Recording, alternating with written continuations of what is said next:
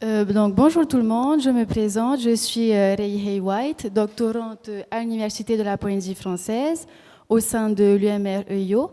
Donc aujourd'hui, je vais vous présenter certains de mes travaux que j'ai obtenus dans le courant de ma thèse qui a pour intitulé Des plantes polynésiennes à usage thérapeutique et cosmétique, la recherche d'activités anti-inflammatoires, antitumorales et contre le vieillissement cutané. Et donc, les plantes en question sont le ourou et le féi, mais aujourd'hui, j'ai décidé de mettre en lumière les résultats obtenus avec le féi.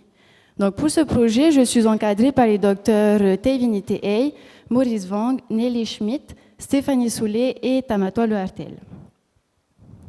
Donc, de nos jours, de plus en plus de produits naturels sont retrouvés dans l'industrie pharmaceutique et l'industrie cosmétique. On observe un engouement de ces industries pour ces molécules issues de plantes.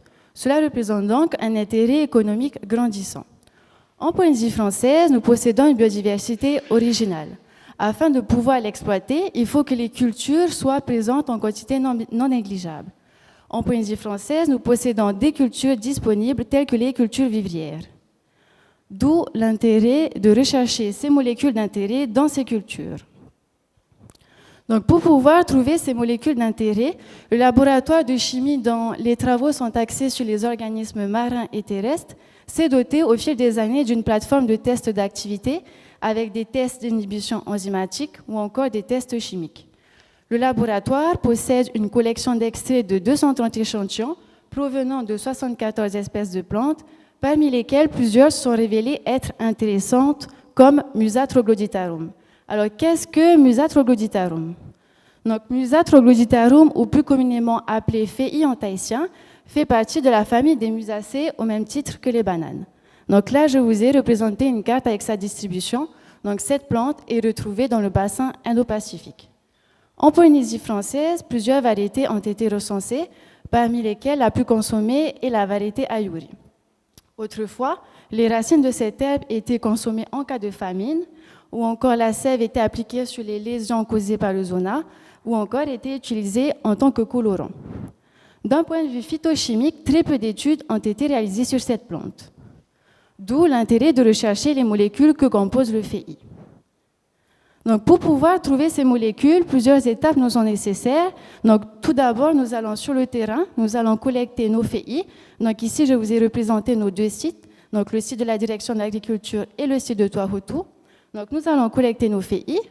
Nous revenons au laboratoire, nous séchons nos différentes parties végétales à l'étuve à 45 degrés. Avec ces parties végétales, nous élaborons des extraits aqueux et ou éthanoliques. Avec ces extraits, nous effectuons des fractionnements, donc avec ce que nous disposons au sein du laboratoire, comme des ampoules à décompter ou encore des colonnes chromatographiques.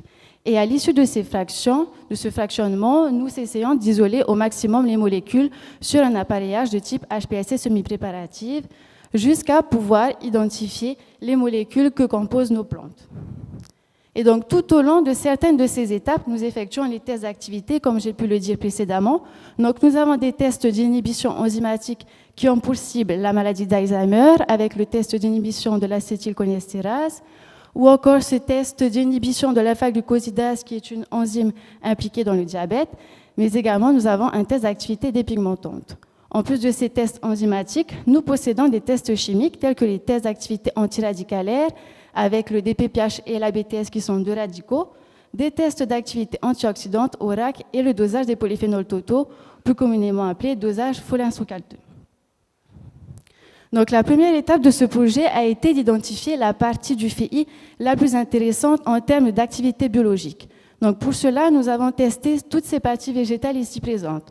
Donc, nous avons testé la sève, l'épiderme, le pseudotron, les feuilles vertes, les feuilles marron, la jonction tige florale, la tige florale, les fruits verts et les fruits mûrs. Donc, toutes ces parties ont été testées. Ici, je vous ai représenté les résultats obtenus. Donc, ici, vous avez les blocs qui représentent les différents tests. Vous avez la concentration à laquelle nous avons testé ces différents extraits. Et je vous ai mis les résultats et les photos des parties ayant démontré les activités les plus élevées. Donc, pour cette activité antiradicalaire, on a la sève, les feuilles vertes, ainsi que l'épiderme de féi qui présente les activités les plus intéressantes. Pour cette activité antioxydante, nous avons la sève et les feuilles vertes que nous retrouvons. Pour le dosage des polyphénols totaux, donc polyphénols qui sont très connus de la bibliographie pour avoir cette activité antioxydante, on retrouve la sève. Pour l'activité inhibitrice de la tyrosínase, donc test d'activité des pigmentantes, nous avons la jonction feuilletis-florale qui présente une inhibition de 84%. Et enfin, pour cette activité inhibitrice de la alpha-glucosidase cible du diabète, nous retrouvons la sève. Donc, au vu de l'ensemble de ces résultats, on peut voir que la sève est la partie du FEI présentant les activités biologiques les plus intéressantes. Donc, une fois que nous avons identifié cette partie, nous avons voulu voir quels sont les composés retrouvés dans cette sève. Donc, pour cela, nous avons effectué un fractionnement. Donc, nous sommes partis de notre sève brute. Nous avons séparé cette sève en deux phases. Une phase acétadéthyle, la moins polaire, et une phase aqueuse, la plus polaire. Donc, nous avons continué le fractionnement avec la phase aqueuse qui présentait la masse la plus importante. Donc ici, cette phase aqueuse a été fractionnée de nouveau sur une technique qu'on appelle colonne LH20, qui est une technique qui permet de séparer les molécules en fonction de leur taille. Donc, à l'issue de ce fractionnement, 14 échantillons ont pu être obtenus, parmi lesquels 4, donc ceux représentés en rouge, présentaient une masse supérieure à 50 mg, donc masse nécessaire pour la suite des étapes. Donc, nous avons regardé dans un premier temps les profils chromatographiques sur HPLC analytique de ces deux premières fractions. Il se trouvait que leur profil était assez simple. Nous avons donc purifié sur HPLC semi-préparatif ces deux fractions et 5 molécules sont en cours d'analyse structurale. Ensuite, pour les fractions 6 et 7, les mêmes observations ont été faites, à savoir une masse supérieure à 50 mg et des profils assez simples. Ces fractions sont également en cours de purification. Donc, une fois que nous avons avancé le fractionnement de la phase aqueuse, nous avons également voulu voir ce qui se trouvait dans la phase acétadéthyle, la phase amopolaire. Donc, au même titre que la phase aqueuse, cette phase acétadéthyle a été fractionnée. 9 fractions ont été obtenues, parmi lesquelles 6 ont montré une masse supérieure à 40 mg. Leur profil sur HPLC analytique était assez simple. Ces fractions, au même titre que les fractions 6 et 7 de la phase aqueuse, sont en cours de purification. Donc, une fois que nous avons avancé cette étude phytochimique avec ce fractionnement, nous avons voulu voir si les sèves des différentes variétés de FEI présentaient ou non des activités biologiques différentes. Donc, pour cela, nous avons effectué une étude de variabilité sur les différentes variétés de FEI présentes sur le site de la direction de l'agriculture. Donc, sur ce site, 12 variétés sont représentées. Donc, je vous ai renseigné ici le nom de ces 12 variétés. Nous avons collecté 3 individus par variété et ici, vous avez leurs caractéristiques. Donc, excepté pour la variété Ayuri, qui est la variété la plus consommée en Polynésie française, où là, cette dernière était 3 fois plus représentée dans le champ, nous avons donc collecté 3 fois plus d'individus. Donc là, je vais vous présenter les résultats obtenus pour cette étude de variabilité avec tout d'abord le test d'activité antiradicalaire. Donc ce test est le test des PPH. Donc ici, je vous ai représenté les individus qui sont regroupés en fonction de leur variété. Donc les individus d'une même variété sont représentés de la même couleur. Donc par exemple, vous avez les 9 individus de la variété Ayuri, les 3 de la variété Ayuri Piri-Piri, les 3 de la variété Ayuri A et ainsi de suite. Ici, vous avez les 2 références qui sont la vitamine C et le BHA, qui sont des antioxydants connus et reconnus de l'industrie cosmétique, pharmaceutique, mais également agroalimentaire. En ordonnée, ici, vous avez les IC50, c'est-à-dire les concentrations qui recombinent à 50% les radicaux libres. Donc, plus cette concentration est faible, plus les excès, donc dans notre cas les sèves, sont actives. Donc ici, ce que l'on peut voir, c'est que de manière générale, nous avons des IC50 compris entre 3,8 et 8 microgrammes par ml. Qu'on n'observe pas de différence significative d'activité entre les sèves des différentes variétés, mais également entre les individus d'une même variété, excepté bien sûr ces individus-ci qui présentent les caractéristiques de pieds malades. Donc, ce que l'on peut sortir de ces premiers résultats, c'est que donc, les sèves présentent une activité antiradicalaire intéressante, avec du coup comparé aux références, mais également qu'on n'observe pas pour le moment de différences notables d'activité entre les sèves des différentes variétés. Donc, pour pouvoir confirmer ces résultats, nous avons effectué L'autre test d'activité antiradicalaire que nous possédons au sein du laboratoire, avec ce test ABTS. Donc ici, de la même manière, vous avez les individus regroupés en fonction des variétés, et ici les IC50. Donc là, les mêmes observations sont faites, à savoir des IC50 relativement faibles, compris entre 3,4 et 6,7 microgrammes par ml. Pas de différence significative d'activité entre les sèves des différentes variétés, mais également entre les individus d'une même variété. Donc ces résultats confirmeraient en partie les résultats obtenus pour le test des PPH. Autres résultats que nous avons voulu vous présenter sont ceux obtenus à l'issue du dosage de polyphénols totaux. Donc en fait, ici, vous avez toujours les variétés, les individus regroupés en fonction de leur variété. Et là, maintenant, vous avez le pourcentage de polyphénols totaux. Donc les polyphénols sont connus donc, de la bibliographie pour avoir cette activité antioxydante.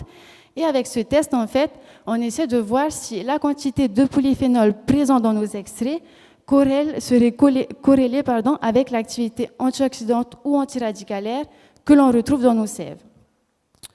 Donc ici, ce que l'on peut voir, c'est qu'une variété arrive à se démarquer, qui est la variété Ayarutu ici, présentée en noir, qui a un pourcentage proche de 100%.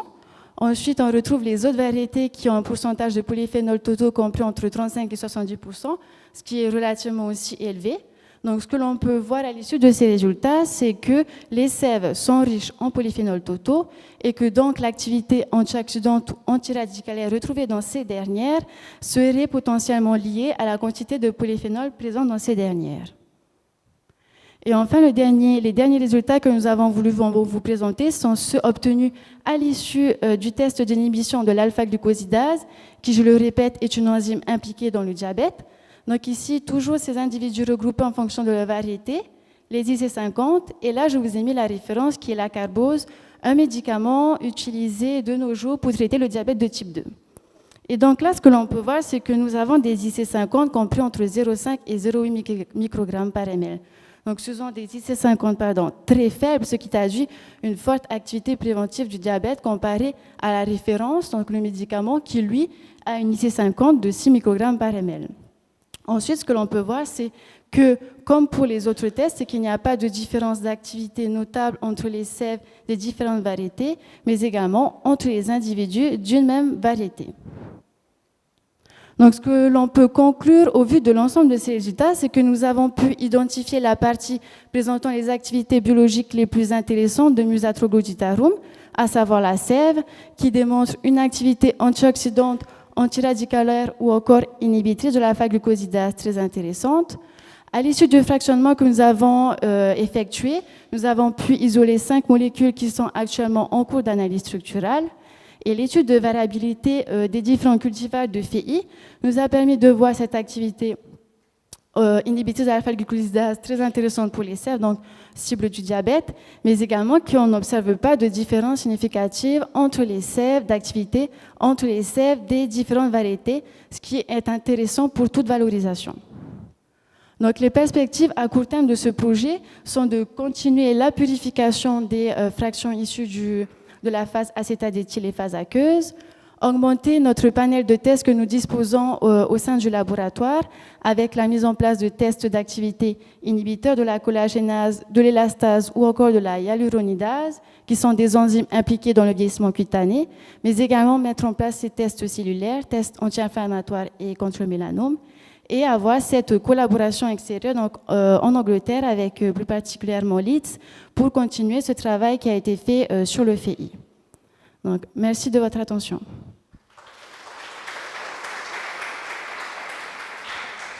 Merci. Monsieur les membres du jury.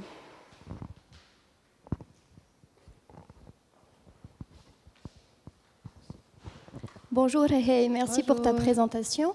J'aimerais savoir quel est l'impact du prélèvement de la sève sur les FEI. Est-ce que tu es obligé de sacrifier la plante? Alors, on n'a pas encore mis au point une technique très, je ne sais pas comment dire. Parce qu'en fait, récolter la sève, ça reste assez délicat. Du coup, ce que l'on a fait, c'est pour ça qu'on n'a pas voulu décimer toute la population de FEI présents sur le site de la direction de l'agriculture. Donc, nous avons coupé les jeunes pieds. Donc, voilà. Donc, nous avons pris les jeunes pieds. Après, nous avons testé plusieurs techniques. Donc, technique qui nous reste encore à mettre en point. Par exemple, quand nous avons collecté sur des pieds matures, là, on est obligé de sacrifier un pied. Donc, voilà. Mais généralement, on essaie de sacrifier les pieds où on voit qu'il y a un régime, c'est-à-dire que vu que le FEI ne donne qu'un seul régime par pied, du coup, on a essayé de sacrifier les FEI qui avaient des régimes, du coup, qu'on pouvait couper les régimes et après prendre le pied de FEI pour ne pas trop décimer toute la population de FEI qui était présente sur nos sites de collecte. Ah, très bien. Et tu nous dis que la variété Arutu est la plus riche en polyphénol. Est-ce qu'elle est très cultivée en Polynésie française? Alors, je n'ai pas cette donnée. En fait, là, si vous voulez, donc ici, donc c'est le dosage de polyphénol. Donc, ça nous permet d'estimer la quantité de polyphénol présent dans nos extraits. Mais en fait, ce test n'est pas très spécifique au polyphénol. C'est-à-dire qu'il peut également doser les protéines ou d'autres. Donc, c'est pour ça que c'est vraiment une estimation de la quantité de polyphénol. Donc, ici, il se trouve que peut-être que là, ici, on a en fait le même pourcentage de polyphénol et que ça serait d'autres protéines. Pardon. Donc, c'est vraiment une estimation. Voilà. Après, je n'ai pas la donnée par rapport au fait si elle est plus cultivée ou pas. Mais je sais juste que la variété Ayuri est celle qui est la plus représentée en Polynésie française. Okay, merci beaucoup. Voilà.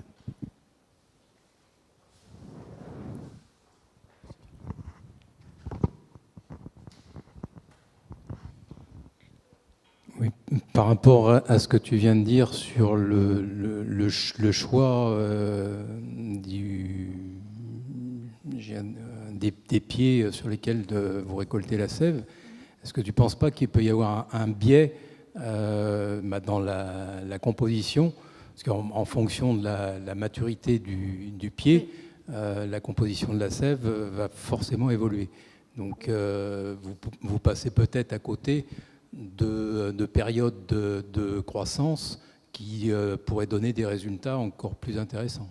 Alors ici, donc pour du coup l'étude de variabilité, nous avons collecté que les jeunes pieds, mais pour le fractionnement, donc tout d'abord en fait ce qu'on a fait, c'est qu'on a voulu voir s'il y avait une différence d'activité entre les pieds matures et les jeunes pieds. Il se trouve qu'on retrouve des activités similaires. Nous avons également voulu voir si en HPLC analytique, donc qui nous permet de voir les profils, si on avait des profils similaires ou différents. On a une légère variation, mais du coup, pour le fractionnement, on s'est dit, vu que l'activité est persistante et qu'on veut essayer de l'étude phytochimique, on veut essayer de voir quelles sont en fait les molécules qu'on retrouve vraiment dans nos FEI, que ce soit jeunes ou matures. Donc, pour le fractionnement, nous avons poolé les sèves que nous avons eues, avec les jeunes et les matures. Donc, en fait, on aura dans notre caractérisation les molécules présentes dans les pieds jeunes et dans les pieds matures. Et une autre question par rapport à la méthode justement de récolte des sèves. Oui. Est-ce que vous avez éventuellement réfléchi à trouver une méthode qui évite le sacrifice des pieds dans la perspective d'une exploitation durable, comme on peut le faire sur la scarification pour la sève de papayer ou d'autres plantes? Oui, alors on a essayé plusieurs techniques. Donc, tout d'abord, on a essayé juste de saigner un peu le pseudotron. Bon, il faut savoir que c'est pas le pseudotron. Ce qui est différent avec le tronc, c'est que c'est pas rigide. Donc, le pseudotron n'est pas rigide. Du coup, on a essayé de faire des petites fentes au niveau de l'épiderme. Il se trouvait qu'au début, on avait quelques gouttes et après, on n'avait plus rien.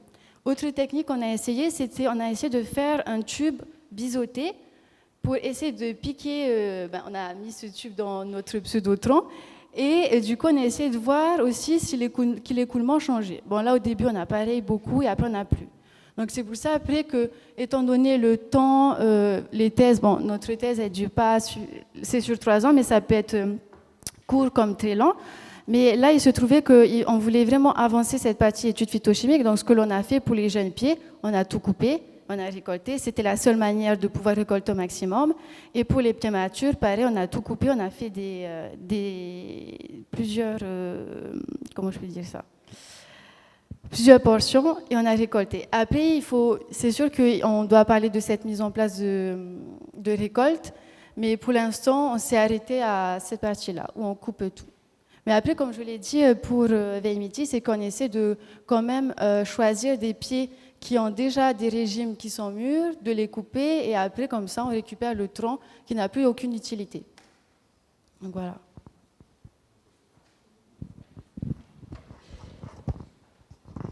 Juste une petite question, Camille. Quelle est pour toi l'hypothèse qui expliquerait la variabilité individuelle sur chaque effet? Ah, quand j'avais dit excepté Oui, certains. voilà. Ici, là, en fait, pour cet individu-là, on sait que c'était un pied malade parce que lorsqu'on a coupé le jeune pied, l'intérieur le cœur était pourri. Donc pour nous, on est parti sur cette hypothèse. Voilà.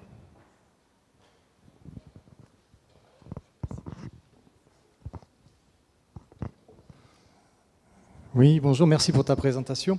Tu as mis en évidence certains effets bénéfiques chez le FEI, mais il y a une question que je me pose, et que je me pose souvent d'ailleurs lorsqu'on a des présentations comme ça sur des plantes polynésiennes qui ont des effets bénéfiques, soit des effets thérapeutiques, soit pour la cosmétopée, c'est la portée des résultats. Oui. C'est-à-dire que, je suppose que le FEI n'est pas la seule plante qui a des effets bénéfiques comme ça. Donc, en la comparant aux autres, je vois dans ton résumé, tu mentionnes le ourou. En la comparant aux autres, est-ce qu'elle est vraiment remarquable ou est-ce que finalement, il y a d'autres plantes qui ont les mêmes effets et que finalement, il n'y a pas grand-chose à exploiter du FEI, quoi. Voilà. Après, on a un laboratoire de chimie, donc plusieurs plantes ont été testées. Mais là, il se trouve que pour mon sujet, du coup, c'est le FEI et le ourou.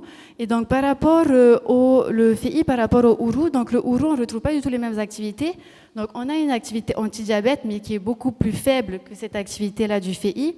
Les activités antiradicalaires sont assez similaires avec le ourou, mais ce qu'on n'a pas ici pour la sève de FEI, c'est que pour le ourou, on a cette activité dépigmentante qui est persistante, alors que là, pour le FEI, pour la sève, on ne trouve pas d'activité.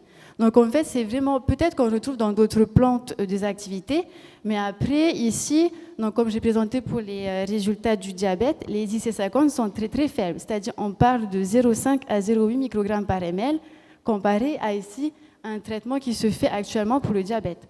Donc après, sûrement que d'autres plantes ont des potentiels super intéressants, mais là, du coup, dans le cadre de ma thèse, pour moi, la sève de FEI est très intéressante.